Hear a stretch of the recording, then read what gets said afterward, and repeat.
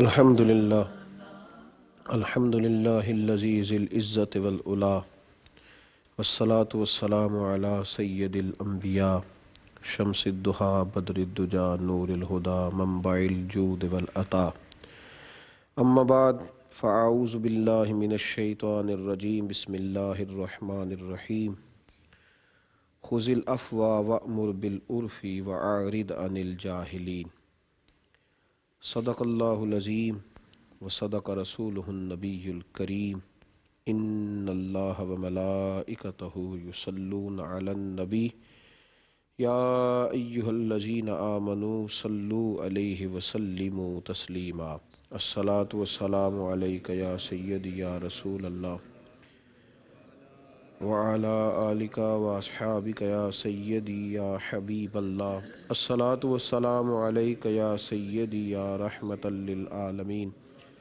وعلی آلک واصحابک یا سیدی یا خاتم النبیین۔ حمد و صلوات کے بعد راہ عمل کی اس نشست میں ہم درگزر کے حوالے سے، معافی کے حوالے سے اور انسانی معاشرے کی اس بہت بڑی ضرورت کے حوالے سے کچھ باتیں آپ کی خدمت میں عرض کریں گے۔ قرآن مجید کی سورہ آل عمران میں اللہ تبارک و تعالی نے ارشاد فرمایا خذ العفو، فرمایا درگزر کو اختیار کریں، اور پھر درگزر کے ساتھ ساتھ ارشاد فرمایا کہ وَأْمُرْ بِالْعُرْفِ، اور لوگوں کو بھلائی کا حکم دیں، وَأَعْرِضْ عَنِ الْجَاهِلِينَ، اور جاہلوں سے منہ پھیر لیں۔ اے محبوب علیہ السلام، درگزر کرنا اختیار کریں، بھلائی کا حکم دیں اور جاہلوں سے توجہ پھیر لیں، منہ پھیر لیں۔ قرآن پاک نے دوسری جگہ اپنے بندوں کی تعریف کی اور اللہ کریم نے فرمایا وَعِبَادُ الرَّحْمَٰنِ الَّذِينَ يَمْشُونَ عَلَى الْأَرْضِ هَوْنًا، فرمایا رحمان کے بندے زمین پر عاجزی سے چلتے ہیں۔ وَإِذَا خَاطَبَهُمُ الْجَاهِلُونَ قَالُوا سَلَامًا، اور جب جاہل ان سے گفتگو کرتے ہیں تو وہ سلام کر کے گزر جاتے ہیں، الجھتے نہیں، وہ اپنی زندگی میں الجھاؤ نہیں پیدا کرتے، درگزر سے کام لیتے۔ معاف کرنا ان کی طبیعت کا حصہ ہوتا ہے، وہ بہت زیادہ باتیں دلوں میں بٹھا کر اپنی زندگی کو تلخ نہیں کرتے، وہ بہت ساری چیزوں کو اپنی طبیعت میں جگہ دے کر اپنے خوبصورت اور اپنے نفیس باطن کو میلا نہیں کرتے، بلکہ وہ درگزر کرتے ہیں، وہ معاف کرتے ہیں، وہ بڑے حوصلوں سے زندگی گزارتے ہیں، وہ بڑے ظرف والے لوگ ہوتے ہیں، وہ اپنی زندگی میں بہت سارے لوگوں کی بہت ساری باتوں سے درگزر کر کے اپنے دل کو بہت بڑا کر لیتے ہیں اور اپنی روح کو بڑا سکون دے لیتے ہیں، اپنے قلب کو بڑا مطمئن کر لیتے ہیں۔ یہ یاد رکھیں کہ زندگی میں جو لوگ بڑا بننا چاہتے ہیں انہیں معاف کرنا اختیار کرنا پڑے گا۔ بڑا بننے کے لیے بڑے حوصلے کا ہونا بڑا ہی ضروری ہے، زیادہ سے زیادہ درگزر کرنا، لوگوں کی غلطیوں کو معاف کرنا، اور لوگوں کو زیادہ سے زیادہ اللہ کی رضا کے لیے، اللہ کی رضا کے لیے لوگوں کو زیادہ سے زیادہ معافی دینا، یہ انسان کو بڑا کرتا ہے۔ کہہ رہا ہے شور دریا سے سمندر کا سکوت، جس کا جتنا ظرف ہے اتنا ہی وہ خاموش ہے۔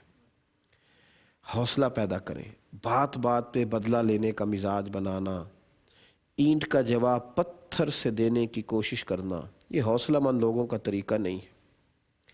نبی کریم علیہ السلام نے صحابہ سے پوچھا تھا کہ بہادر کون ہوتا ہے، دلیر کون ہوتا ہے، باہمت کون ہوتا ہے؟ تو صحابہ کرام علیہم رضوان نے مختلف جوابات دیے۔ ہمارے ہاں بہادر لوگ، کچھ لوگ کہتے ہیں جو بہت زیادہ مال خرچ کرے وہ بہادر ہے، کچھ لوگ کہتے ہیں کہ وہ آدمی بڑا ہی بہادر ہے جو میدان کے اندر لڑائی کرتا ہے اور اپنے دشمن کو زیر کر دیتا ہے۔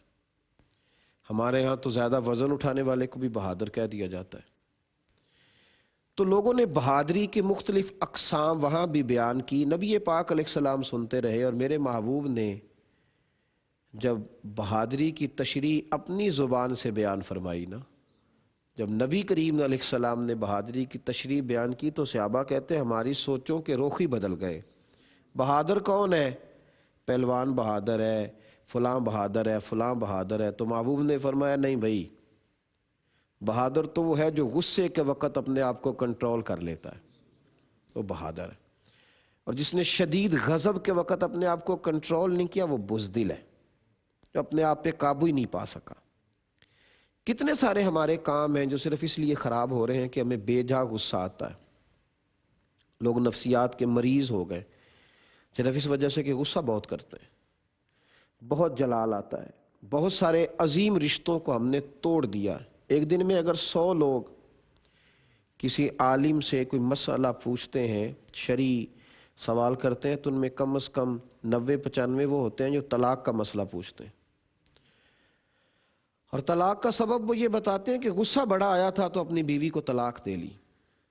بہت سارے لوگ ایسے ہیں جو اپنے غصے پر کنٹرول نہیں کر پاتے اور اپنی ماں کے لیے ایسا فکرہ کہہ دیتے ہیں، اپنے باپ کے لیے ایسی بات کہہ جاتے ہیں، اساتذہ اور مشائخ کے حق میں ایسی بات کہہ دیتے ہیں جو دوبارہ ساری زندگی اس زخم کو بھر نہیں سکتی۔ ماں کہتی ہے معاف تو کر دیا ہے پر تیرا جملہ بڑا سخت تھا، جب یاد آتا ہے تو تکلیف ہوتی۔ غصے کے عالم میں زبان سے نکلے ہوئے تیر روحوں کو، دلوں کو اس قدر زیادہ زخمی کر ڈالتے ہیں کہ پھر دوبارہ بہت سارے ادویات بھی استعمال کی جائیں، بڑی مرہم پٹی بھی کرائی جائے، پر وہ والا زخم جو ہوتا ہے وہ بھرتا نہیں۔ لیکن اگر تھوڑی دیر اپنے غصے پر ہی قابو رکھا جائے، تھوڑی دیر کے لیے اگر انسان صبر کرے، تھوڑی دیر اگر وہ احتیاط کر لے، تھوڑا سا حوصلہ بڑا کر لے، اور بجائے اس کے کہ وہ کسی شخص کو اینٹ کا جواب پتھر سے دے، وہ اگر معاف کرنا سیکھ جائے، انتقام لینے سے بے سکونی پیدا ہوتی ہے، اور معاف کرنے والے کے دل کو اللہ راحت عطا فرما دیتا ہے، اسے مالک سکون دیتا ہے، اسے اللہ تبارک و تعالی ٹھنڈک عطا کرتا ہے، اسے اللہ تبارک و تعالی سکھ کی نیند نصیب فرماتا ہے۔ اپنی زندگی میں معاف کرنا اختیار کریں، الجھاؤ نہ پیدا کریں، اپنی ذات کے لیے زیادہ جھگڑا نہ کریں۔ ہاں کبھی وقت آئے تو پھر اللہ رسول کے لیے کھڑا ہونا سیکھیں، پھر دین کے لیے میدان میں نکلنا سیکھیں۔ لیکن ہمارے سارے جھگڑے ہماری ذات کے لیے، ہمارے سارے جھگڑے ہمارے اپنے نفس کی خواہش کے لیے ہیں، سارا کچھ فقط اس لیے ہے کہ مجھے کسی نے کیوں ایسا کہہ دیا۔ میرے رسول پاک علیہ الصلاۃ والسلام نے فرمایا، دیکھیں کس انداز میں حضور بات سمجھاتے ہیں اور بات کہاں چلی جاتی ہے۔ محبوب کریم علیہ السلام فرماتے ہیں جو اللہ کی رضا کے لیے جھک جائے گا۔ اس حدیث سے ایک چیز جو میری سمجھ میں آئی ہے نا، وہ یہ ہے کہ بندوں کو اگر آپ اپنی ذات سامنے رکھ کے ان سے رشتہ قائم کریں گے تو کبھی معاف نہیں کر سکیں گے۔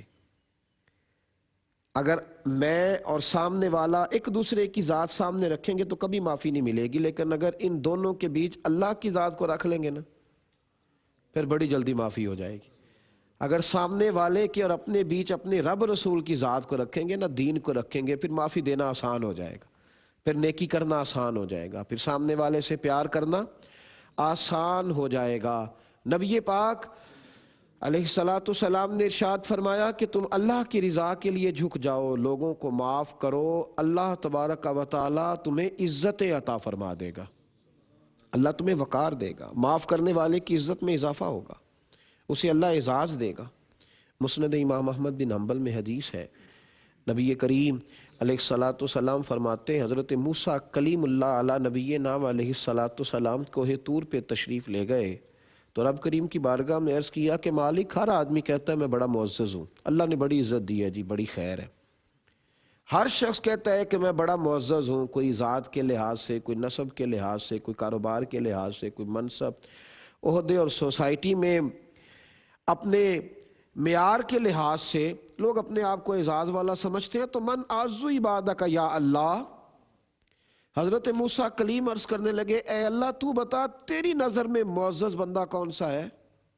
یا تو ہر آدمی اپنے اپنے لیول میں اپنے اپنے ذہن کے حساب سے معزز بنا بیٹھا ہے، تو مالک تیری نظر میں معزز کون ہے؟ تو رب کریم نے فرمایا اذا قدر غفرا، جس کے پاس بدلہ لینے کی طاقت ہو پھر بھی معاف کر دے، وہ رب کی نظر میں بڑا ہی معزز آدمی ہے، وہ بڑا اعزاز ہوا۔ اس کے پاس طاقت تھی، وہ ان کا جواب پتھر سے دے سکتا تھا، وہ سخت رویہ اختیار کر سکتا تھا، وہ ساری طاقتیں رکھتا تھا، لیکن اس نے اللہ کی رضا کے لیے معاف کیا تو رب فرماتا ہے اس بندے کی میری نظر میں بڑی ہی عزت ہے، وہ بڑا وقار والا ہے جو اپنے مالک کی رضا کے لیے معاف کرے۔ میرے نبی پاک علیہ الصلوۃ والسلام، محبوب دو عالم علیہ السلام کی اگر حیات مبارکہ کو دیکھو گے نا تو میرے محبوب کے لوگ سب سے زیادہ گرویدہ اس لیے ہوئے کہ حضور نے معاف بڑا فرمایا۔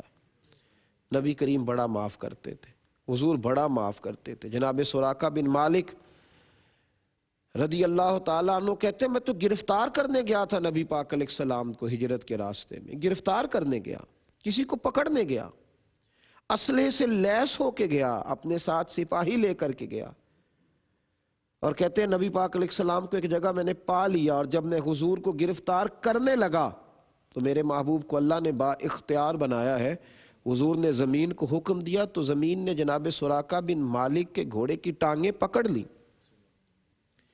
کہتے ہیں جب گھوڑا زمین میں دھسنے لگا نا، یہ باتیں ہم سن تو لیتے ہیں لیکن کبھی ان کی گہرائی اور گہرائی میں میرے بھائی جاؤ تو صحیح، دشمن آیا ہے اور گرفتار کرنے آیا ہے اور بلا وجہ آیا ہے کہ اس کی دشمنی نہیں ہے۔ سراقہ بن مالک تو 100 سرخ اونٹوں کے لالچ میں گئے تھے جس کا ابو جہل نے اعلان کیا تھا کہ جو معاذ اللہ انہیں گرفتار کرے گا انہیں ملیں گے، تو لالچ کے لیے آئے تھے، کوئی ذاتی دشمنی بھی نہیں۔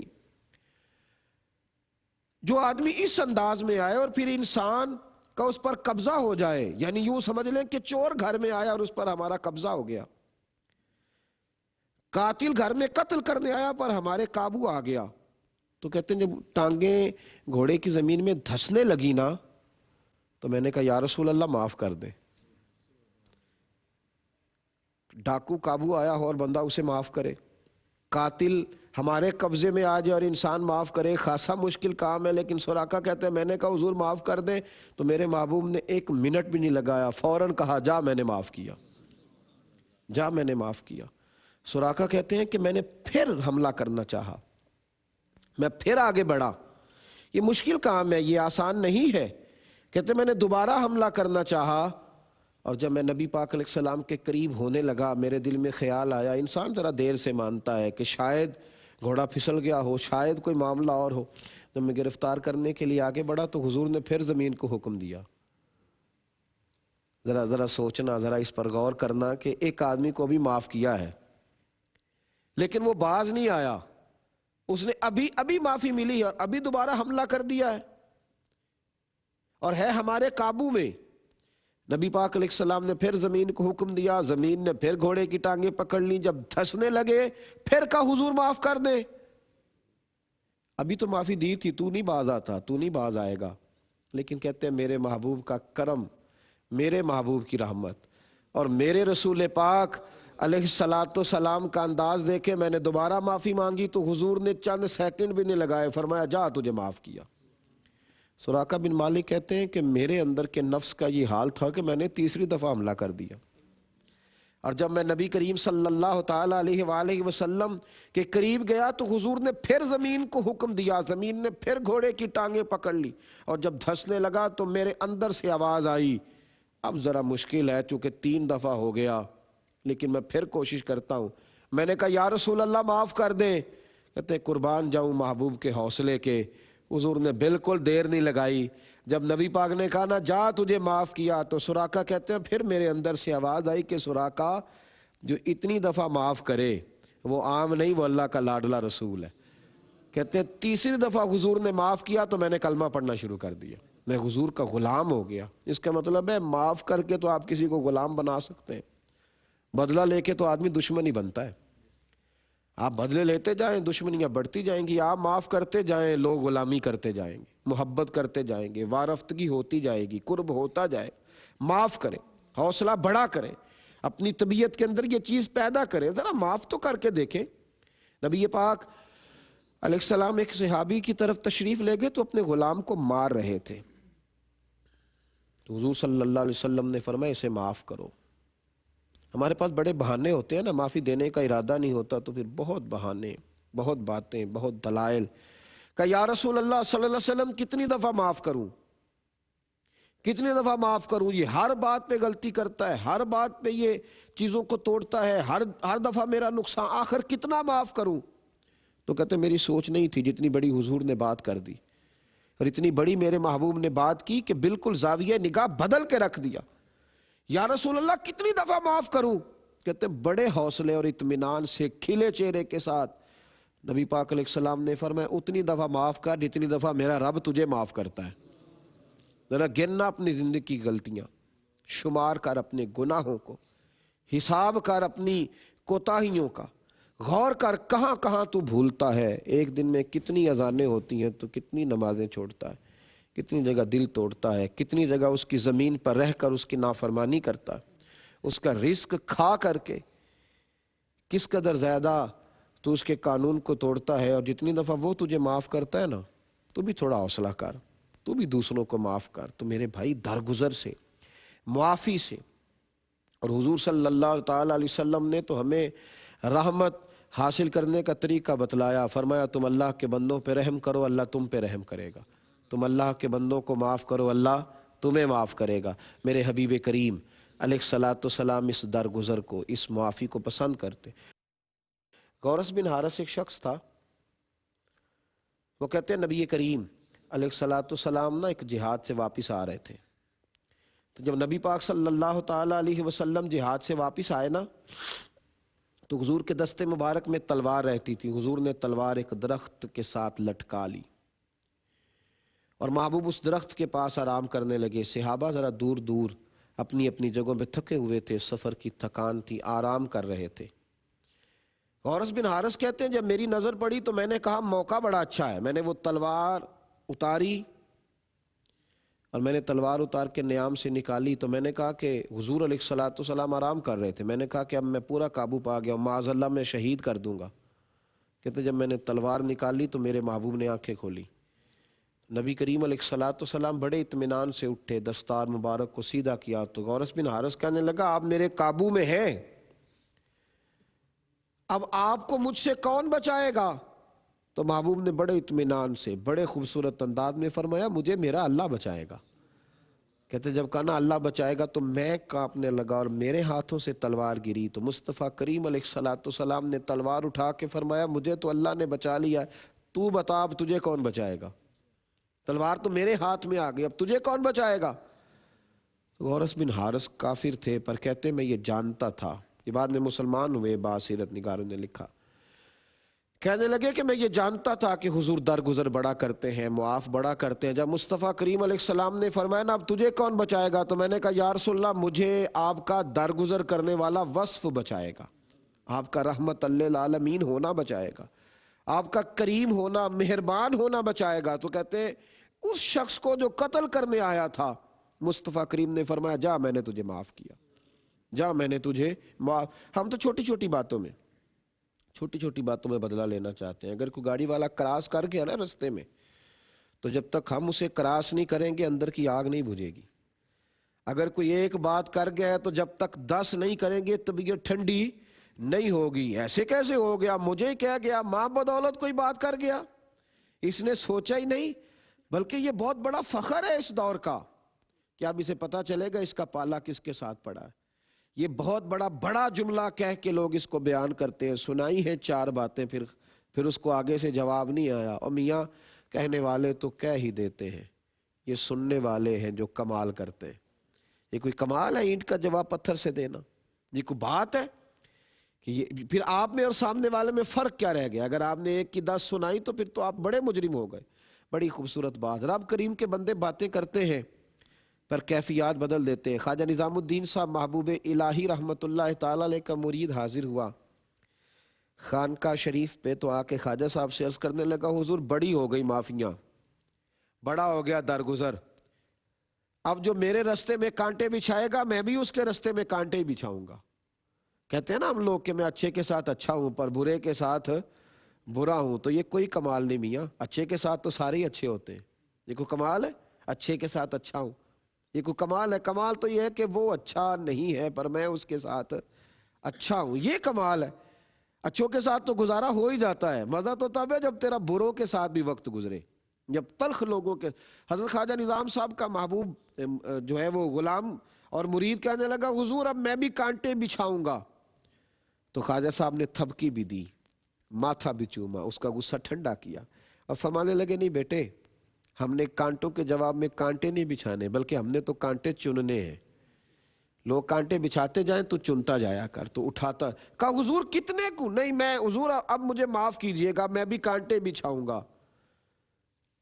تو خواجہ صاحب نے اس کے دل پہ ہاتھ رکھا اور فرمانے لگے میاں اگر تیرا دشمن بھی کانٹے بچھائے گا اور تو بھی اس کے جواب میں کانٹے ہی بچھائے گا تو پھر تو دنیا کانٹوں سے بھر جائے گی، پھر تو راہ گیروں کے پیر زخمی ہوں گے، پھر تو تیرے اور تیرے دشمن کے بچھائے ہوئے کانٹے عام لوگوں کے پاؤں کو بھی چھلنی کر دیں گے، پھر تو کانٹے ہی کانٹے رہ جائیں گے معاشرے میں، پھول کیسے کھلیں گے۔ وہ کہتا ہے خواجہ صاحب کا سمجھانے کا انداز اس طرح کا تھا کہ میری آنکھوں میں آنسو آ گئے۔ میں نے کہا حضور بات سمجھ آ گئی ہے، بچھائے اب دنیا جتنے کانٹے بچھانا چاہتی ہے، وہ لگائے زور، میرے چاہے سارے ہاتھ زخمی ہو جائیں پر اب میں کانٹے چنتا ہی رہوں گا، ہو جائیں زخمی کتنے ہاتھ ہوتے ہیں، اب میں کانٹے چنا کروں گا، اب نہیں کانٹے بچھانے۔ جو اعلیٰ ظرف ہوتے ہیں ہمیشہ جھک کے ملتے ہیں، صراحی سرنگوں ہو کر بھرا کرتی ہے پیمانے، او بھائی تو جھکے گا تو کسی کا پیمانہ بھرے گا، تو اکڑا رہے گا تو کیسے پیمانہ بھرے گا۔ حضرت مولا علی شیر خدا کرم اللہ تعالی وجہ الکریم سے کسی نے کہا تھا حضور عقل مند کون ہوتا ہے؟ ہر آدمی اپنی تئی عقل مند ہے نا، حضور عقل مند کون ہوتا ہے؟ تو آپ فرمانے لگے عقل مند وہ ہوتا ہے جسے بیوقوفوں سے گزارا کرنا آ جائے، جسے دشمنوں کے بیچ وقت گزارنے کا سلیقہ آ جائے، جسے سخت لوگوں کے درمیان بھی میٹھا اور ٹھنڈا اور تحمل والا رہنے کا طریقہ ہے، وہ آدمی عقل مند ہوتا ہے، وہ باشعور ہوتا ہے۔ اگر آپ ان کا جواب پتھر سے دینے لگے تو آپ میں اور سامنے والے میں کیا فرق رہ گیا؟ حضرت امام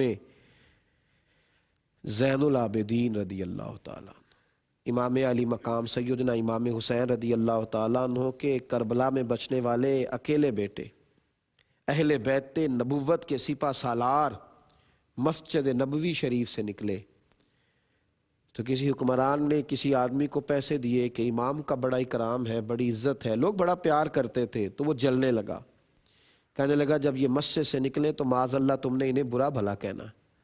امام صاحب مسجد سے نکلے، ساتھ دو تین عقیدت مند بھی تھے، غلام بھی تھے، خدام بھی تھے، آپ جا رہے ہیں وہ برا بھلا کہہ رہا ہے۔ آپ کے خادمے نے کچھ کہنا چاہا تو امام صاحب فرمانے لگے کہنے دو جو کہتا ہے، ہمارا کیا بگڑتا ہے، کہنے دو۔ خادم کہتے ہیں کہ پہلے جس رفتار سے امام زین العابدین چلا کرتے تھے نا، آج وہ رفتار کم کر دی، چھوٹے قدم اٹھانے لگے، اسے زیادہ باتیں کرنے کا موقع دیا، زیادہ باتیں کرنے کا۔ ہم تو دشمن کو بھی پاکیزہ سزا دیتے، بہت زیادہ باتیں۔ گھر آپ کا قریب آیا تو فرمانے لگے میاں کوئی بات رہ گئی ہو تو کر لو، میرا گھر قریب آ گیا ہے، کر لو کوئی بات۔ وہ شخص کہتا ہے کہ بس یہ امام کا جواب سنا تو میرے اوپر تو بجلیاں گری۔ تو میں نے کہا حضور یہ آپ کیا کہہ رہے ہیں؟ تو آپ فرمانے لگے ابھی تو تم نے میرے وہ عیب بیان کیے جن کا تمہیں پتا تھا، کچھ تو چھپے ہوئے ہیں جس کی تمہیں خبر ہی نہیں ہے۔ یہ لفظ بیان کیے تو کہتے ہیں دوسری بجلی مجھ پہ گری تو عزت والی دادی کا عزت والا پوتا اور شانوں والے دادا کا شانوں والا پوتا تیری نسل پاک میں ہے، بچہ بچہ نور کا، تو ہے عین نور، تیرا سب گھرانہ نور کا۔ امام زین العابدین مجھے اپنے دروازے پہ کھڑا کر کے کہنے لگے ذرا ٹھہرو، میں آیا، اندر گئے، کچھ کھجوریں لائے، شہد کی ایک بوتل لائے، اور اس گالی دینے والے کو کہنا بڑا آسان ہے، ذرا اس جگہ پہ اپنے آپ کو کھڑا کرنا جس نے کہاں سے لے کر کہاں تک گالیاں دی، ایک بوتل شہد کی دی، پھر اسے کھجوریں دی۔ وہ شخص کہتا ہے میرے پاس لفظ ہی نہ بچے، جملے ہی نہ بچے، مجھے سمجھ نہ آئے کہ حروف کہاں سے لاؤں، میں انسان کے سامنے کھڑا ہوں کہ فرشتے کے سامنے، یہ مٹی کا بنا ہے، یہ صندل اور کستوری کا بنا ہے۔ کہتے کوئی سمجھ نہ آئے۔ اس انداز میں امام نے نوازا۔ جب میرے جملے ختم ہو گئے میں نے سیدنا امام زین العابدین کی طرف دیکھا تو آپ فرمانے لگے ناراض نہ ہونا، میرے دادا مولا علی کی نصیحت تھی کہ بیٹا جو گھر تک آئے اسے خالی نہیں بھیجا کرتے، تو زین العابدین کے دروازے تک آ گیا ہے، کیسے خالی بھیجتا؟ کہتے ہیں میں اتنا بے حال ہوا کہ امام زین العابدین کے قدموں سے لگ گیا اور رو پڑا۔ میں نے کہا حضور کسی نے پیسے دیے تھے اس بد زبانی کے، اب مجھے معاف کر دیں۔ تو امام صاحب فرمانے لگے وہ تو میں کب کا کر چکا ہوں، کوئی اور بات کر۔ کہا حضور پھر کچھ اپنے کرم سے کر دیں۔ تو امام صاحب نے ہاتھ اٹھا کے کہا یا اللہ اپنے فضل سے اس کی بخشش فرما دے، اس پر کرم فرما دے۔ وہ کہتے ہیں دیکھو یہ میں نے ان کا حوصلہ دیکھا، یہ میں نے ان کی شانیں دیکھی، ان لوگوں نے اپنے کرم کی چادر میں گناہگاروں کو چھپائے رکھا، ان لوگوں نے اپنی رحمت کی چادر میں نادانوں کو چھپائے رکھا۔ آج اینٹ کا جواب پتھر سے ہے، آج شر کا جواب شر سے دیتے ہوئے لوگوں نے سارا معاشرہ ہی شر سے بھر دیا ہے۔ کانٹوں کے جواب میں کانٹے بچھاتے بچھاتے ہر آدمی کا پیر زخمی ہونے لگا ہے، ہر شخص اس اذیت کا شکار ہونے لگا ہے۔ بھائیو درگزر معافی زندگی کا حسن ہے، یہ وقار ہے۔ ہر چھوٹی بات پہ سیخ پا ہو جانا، ہر ہلکی پھلکی بات پہ دوسروں کے لیے اپنے جذبات کو سخت کر لینا، کڑوے کسیلے اور اتنے کمزور جملے بولنا جس سے معاشرے کی ساری فضا آلودہ ہو جائے، حتیٰ کہ ماں باپ کے سامنے، حتیٰ کہ اپنے گھر والوں کے سامنے، حتیٰ کہ دوست احباب کے لیے، اور بعد میں جب حقیقت کا کھلنا تو پھر شرمندگی کے سوا کچھ ہاتھ میں نہ آنا۔ ان چیزوں سے اپنے آپ کو بچانے کے لیے ضروری ہے درگزر کی صفت ہو، یہ معافی کرنے کا حوصلہ ہو ہمارے اندر، دوسروں کو معاف کرنے کا جذبہ ہو۔ حضرت عمر بن عبدالعزیز رحمۃ اللہ تعالیٰ علیہ بہت بڑا نام ہے، اللہ نے آپ کو نوازا، آپ کو ثانی سیدنا فاروق اعظم رضی اللہ تعالیٰ عنہ بھی کہا گیا، اس لیے کہ آپ نے اپنے زمانے میں خود تو فقیری میں زندگی گزاری لیکن امت کو بڑا سکون عطا فرمایا، امت کے ہر فرد کے گھر میں کھانا پہنچایا۔ حضرت عمر بن عبدالعزیز رحمۃ اللہ تعالیٰ علیہ وہ خوبصورت انسان تھے جو عدل بھی کرتے تھے، انصاف بھی کرتے تھے، رعایا سے پیار بھی کرتے تھے، اور رات کو مصلی پہ بیٹھ کے درود و سلام بھی پڑھتے تھے، 5 سپارے قرآن پاک کے بھی تلاوت کرتے تھے۔ آپ وہ خوبصورت انسان تھے کہ جو ٹوپیاں سی کر کے اپنا رزق بھی کمایا کرتے تھے، بڑی شان اللہ نے دی، بڑا وقار دیا۔ وقت کے حکمران لکڑی کے جوتے پہنے ہوئے ہیں، رات کا وقت ہے، رعایا کی خبر گیری کے لیے گلیوں میں گھوم رہے ہیں، ایک بزرگ انسان گلی میں سوئے ہوئے تھے۔ حضرت عمر بن عبدالعزیز رحمۃ اللہ تعالیٰ علیہ جب ان کے پاس سے گزرنے لگے تو ان کے پیر پر آپ کا پیر آ گیا، جوتے لکڑی کے تھے، بزرگ کے پاؤں ننگے تھے، جب ان کے پیر پر پیر آیا تو فٹافٹ اٹھے۔ سوئے ہوئے بزرگ دیکھ نہ سکے کہ بادشاہ وقت ہیں، 2-4 سپاہی بھی جناب عمر بن عبدالعزیز کے ساتھ، ان بزرگوں نے اٹھتے ہی فوراً وہی جملہ کہا جو روٹین میں لوگ کہتے ہیں، کہنے لگے آپ اندھے ہیں، دکھائی نہیں دیتا؟ مجھ بوڑھے کا پیر آپ نے زخمی کر دیا، اندھے ہیں؟ جب یہ لفظ کہنا آپ اندھے ہیں تو جناب عمر بن عبدالعزیز فرمانے لگے نہیں بزرگوں مجھے نظر آتا ہے۔ وہ جو 7 سپاہی تھے نا، انہوں نے تلواریں نیام سے نکال لی۔ حضرت عمر بن عبدالعزیز فرمانے لگے کیا ہوا؟ کہا حضور اس نے آپ کو اندھا کہا ہے، ہم گردن اڑائیں گے، بے ادب ہے، گستاخ ہے۔ فرمایا نہیں اس نے تھوڑی کہا ہے، کب کہا ہے؟ کہا جناب ابھی کہا ہے۔ فرمانے لگے نہیں انہوں نے تو نہیں کہا۔ کہا حضور کہا ہے۔ تو آپ فرمانے لگے بات تم سے کر رہا تھا کہ میرے ساتھ کر رہا تھا؟ حضور آپ کے ساتھ کر رہا تھا۔ تو فرمانے لگے نادانو اس نے تو ایک سوال پوچھا ہے اور میں نے جواب دے دیا۔ انہوں نے پوچھا ہے آپ اندھے تو نہیں؟ تو میں نے کہہ دیا نہیں مجھے نظر آتا ہے، اس میں جھگڑا کرنے والی کون سی بات ہے؟ انہوں نے تو کہا آپ اندھے تو نہیں؟ تو میں نے کہا نہیں مجھے نظر آتا ہے، ایک سوال تھا اس کا جواب ہو گیا، اس میں جھگڑے والی کیا بات ہوئی؟ سوالوں کے جواب دینا سیکھیں، جھگڑا کرنا نہ سیکھیں۔ آپ کسی سے سوال پوچھ لیں وہ جھگڑا کرے گا، 2-3 باتیں پوچھ لیں وہ جھگڑا کرے گا، دلیل ختم ہو گئی تو اب جھگڑا شروع ہو گیا۔ بھئی آپ سوال کا جواب دیں، آپ جھگڑا کر رہے ہیں، الجھاؤ ہو رہا ہے، لوگ الجھ رہے ہیں، ذرا سی باتوں پر الجھ رہے ہیں۔ معاف کرنے سے آپ کا حوصلہ بھی بڑھے گا، آپ کی تعمیر بھی ہوگی، آپ کی شخصیت بھی نکھرے گی، آپ کے اندر ایک وقار آئے گا۔ جناب باجزید بسطامی رحمت اللہ تعالی علیہ صوفیاء کی جماعت میں اتنا بڑا نام ہے، اتنا خوبصورت نام ہے، اتنا وسیع نام ہے کہ آج بھی ان کا ذکر کرتے ہوئے دلوں کو سکون میسر آتا ہے، لوگ آج بھی ان کا نام لے لے کے اپنی روحانیت کو تازہ کرتے ہیں۔ حضرت باجزید بسطامی رحمت اللہ علیہ گزر رہے تھے تو ایک نوجوان تبلہ سرنگی گانا باجا وہ بجا رہا تھا، ایک غلط کام کر رہا تھا، ایک ناجائز کام ہو رہا تھا، رقص و سرور کی مجلس سجی ہوئی تھی، نوجوانوں کو اس طرف اس نے لگایا ہوا تھا۔ حضرت باجزید بستامی رحمۃ اللہ علیہ گزرے تو فوراً کھڑے ہو گئے، نصیحت کی، فرمایا یہ غلط کام ہے، تیری وجہ سے کئی نوجوان برائی کا شکار ہو رہے ہیں، تجھے اس سے بچنا چاہیے، احتیاط کرنی چاہیے۔ ماننا خاصا مشکل کام ہے، سمجھ جانا خاصا مشکل کام ہے۔ جب آپ نے سمجھایا تو اس نے وہی باجا، اس نے وہی جو سرنگی اور وہی طبلہ جو بجا رہا تھا وہ حضرت باجزید بستامی کے سر میں دے مارا۔